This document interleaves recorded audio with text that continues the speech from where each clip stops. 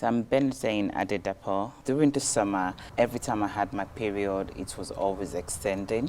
So normally I would have just a 3-day period and it's extended to 6 days. And then in August, I think it extended to about 10 days. So I was having a lot of shortness of breath. I was having a lot of cramps as well. My feet, it was just like I couldn't feel anything. They were numb.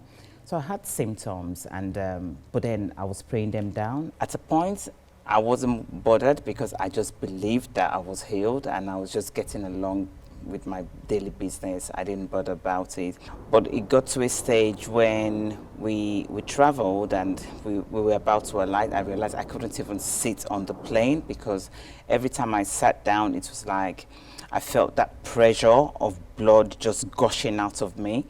And there was no way I could control it. And that was when I knew, yes, I was in trouble and I was just going to have to seek for help. So I booked an appointment, saw my GP, and he examined me and said, I think you've got fibroids. And I said, fibroids? I've never had them before.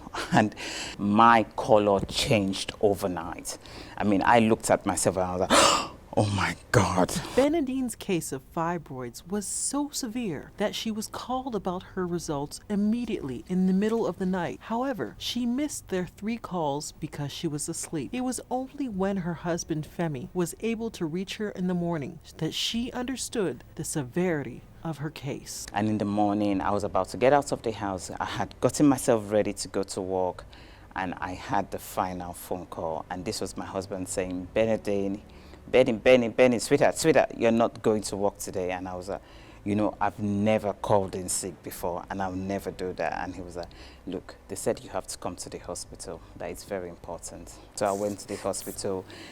They told me my blood HB was very low. I mean, even when I had it, it was like I was a dead person. I knew that because my background is critical care and nursing. And since then, I just started having regular blood transfusions at work. During that time, obviously, we went into the new year. I was still bleeding, but there were lots of things I couldn't do, and I normally would do an average of 400 steps in the morning. But I realized when I started bleeding, I couldn't do that again. I would just go short of breath. Towards the end of deeper and higher, I said to God, I want to come to church. I want to be here. I want to be in your presence. Benedict wanted to attend church so badly that she made her way to Woolwich.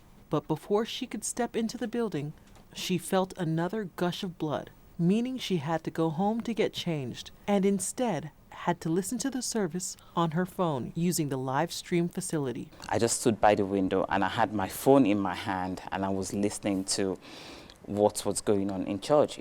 At that particular time, I just had a word that came and said, there's someone here with fibroids bleeding. And I knew then that God has healed me. And from that particular day, the bleeding stopped immediately. This morning, there's a follow-up to this message. He said, good morning, Pastor. I have a peaceful rest without waking up for any nappy change. Now you have to understand, a woman in our midst will understand what I'm talking about. I have a message to someone out there. I know you have a challenge. I know you've prayed so many times about that problem, that issue.